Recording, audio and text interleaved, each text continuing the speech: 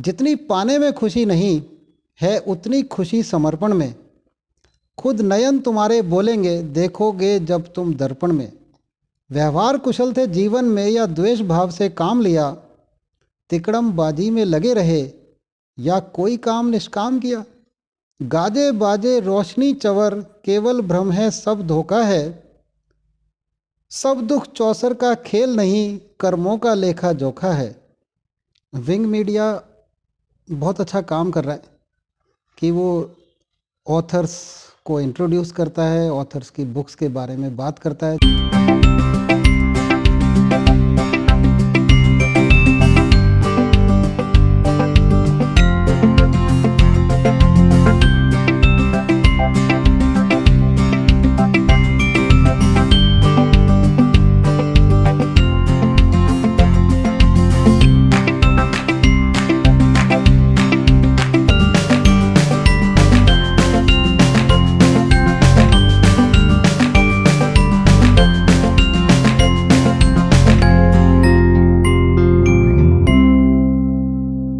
मैं doctor Ajay Garg, but मैं साहित्य का लेखक नहीं हूँ।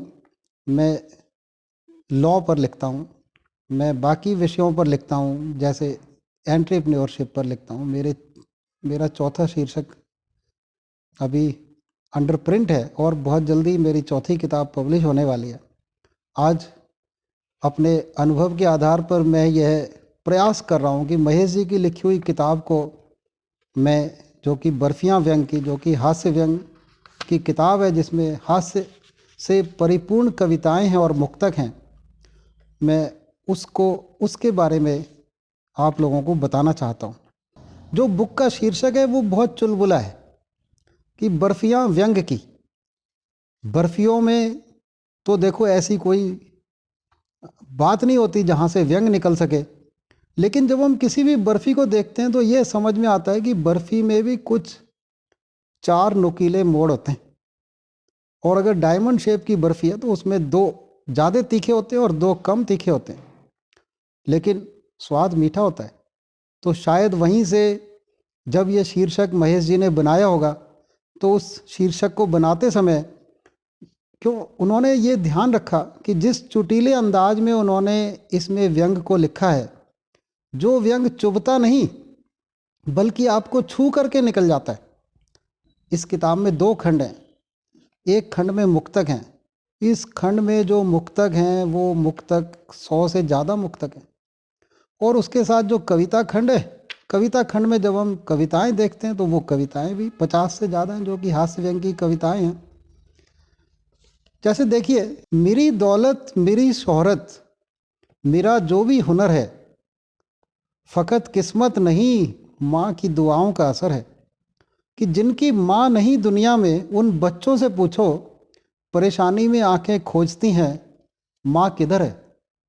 और इस मुक्तक में उन्होंने, जो कि माँ को समर्पित किया है, उस मुक्तक में उन्होंने विशेष तौर पे लिखा कि भाई जो भी मुझे दौलत मिली, जो शोहरत मिली और जो भी हुनर मेरे पास है, वो मेरी माँओं की दुआओं का असर है, मेरी माँ की दुआओं का असर है।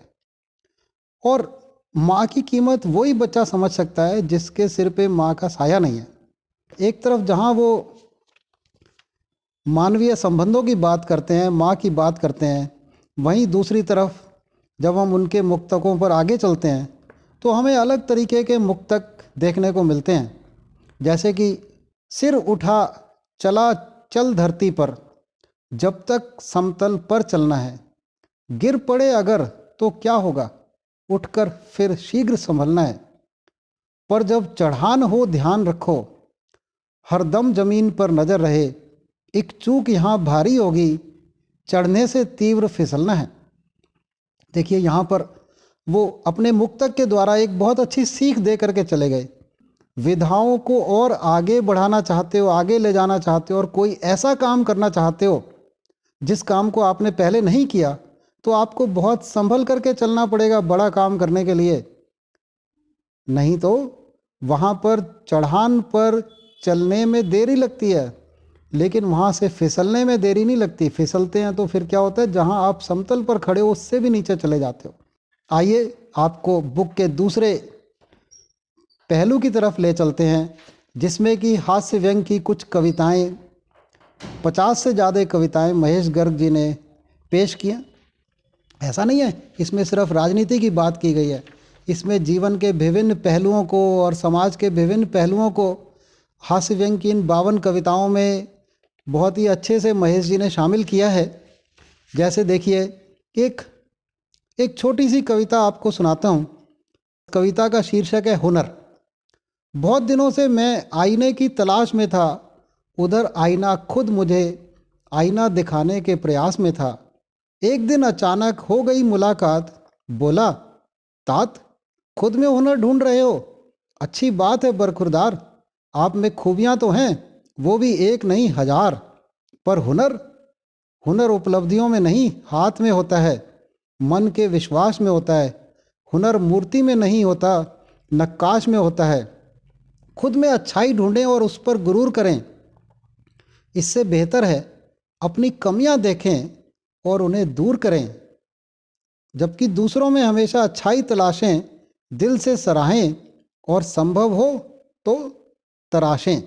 देखिए किस तरीके से एक हास्य व्यंग की कविता का सहारा लेते हुए लेखक युवाओं को एक संदेश दे करके चला जाता है कि भी आप दूसरों की गलतियां ढूंढने के बजाय दूसरों के जो हुनर हैं उन पर ध्यान रख करके आप अपने हुनर को भी तराश सकते हैं, बेहतर बना सकते हैं।